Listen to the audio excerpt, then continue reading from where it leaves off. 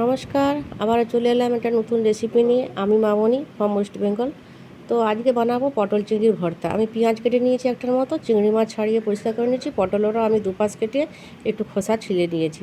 শুধু ছুরি দিয়ে একটু একটু সবুজ অংশটা ঘষে নিলেই হবে, ছাল ছাড়াবার কোনো দরকার নেই। এরপরে প্যানে তেল গরম করে পটলগুলোকে এপিট ওপিট করে মিনিট পাঁচেক ঢাকা দিয়ে ভালো করে সেঁকে নেবো। এরপর ওই পটল আর চিংড়ি মাছ ভেজে তুলে রেখেছি, সেগুলোও আমি একসঙ্গে মিক্সিতে পেস্ট করে নেব। এবার কয়েকটা লঙ্কাও আমি এখানে ভেজে নিচ্ছি। লঙ্কাটা আপনারা আমাদের প্রয়োজন মতো কম বেশি করে নেবেন। রেসিপিটি খুবই সহজ এবং খুবই তাড়াতাড়ি হয়ে যায়।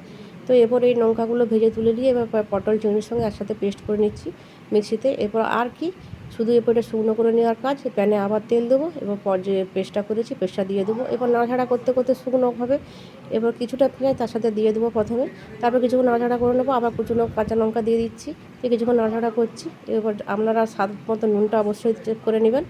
এরপর নামানোর আগে বাকি যে পেঁয়াজ ছিল সেটাও দিয়ে দিলাম, বাস রেডি হয়ে গেল আমার পটল চিংড়ির ভর্তা। শুকনো করে নামিয়ে দিলে রেডি। অসাধারণ লাগে, একবার বানিয়ে অবশ্যই ট্রাই করে দেওয়া।